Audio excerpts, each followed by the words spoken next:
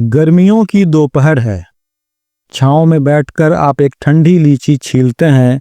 गुलाबी रसीली त्वचा हटती है, पारदर्शी सफेद गूदा झलकता है और एक मीठा सुगंधित स्वाद आपकी जबान पर उतरता है। पर क्या आप जानते हैं, जिस फल को आप इतनी सहजता से खा जाते हैं, उसकी जड़ें भारत की नहीं बल्कि हजारों मील दूर चीन की धरती में गड़ी हुई हैं। लीची सिर्फ एक फल नहीं, सदियों पुरानी एक कूटनीतिक यात्रा और एक सांस्कृतिक दूत है।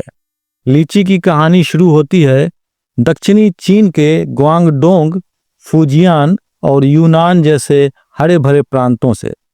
वो समय जब चीन के सम्राट रेशमी चोगों में बैठकर लीची का रस पीते थे और इसे फलों की महारानी कहा जाता था।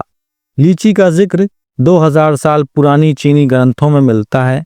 हान राजवंश के दरबारों में यह फल एक शाही प्रतीक था, इतना महत्वपूर्ण कि इसके लिए खास लीची कुरियर नियुक्त किए जाते थे, जो घोड़े दौड़ाकर ताज़ा लीची सम्राट तक पहुंचाते।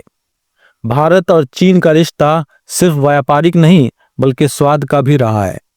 जब रेशमी कपड़े, कागज और बुद्ध की शिक्षाएं भारत आईं, तो साथ आई लीची। कुछ इतिहासकार मानते हैं कि मुगल सम्राटों, खासकर बाबर और अकबर के दौर में विदेशी बागों और पौधों के प्रति गहरी रुचि लीची को भारत तक खींच लाई।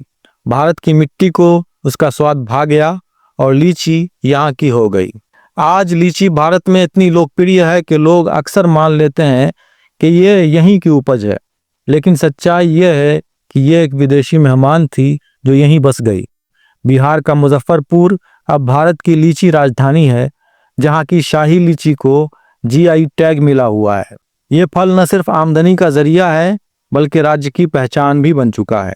लीची ने अब भारत की मिट्टी में जड़ें जमा ली हैं, इतनी गहराई से कि अब इसे अलग करना लगभग नामुमकिन है।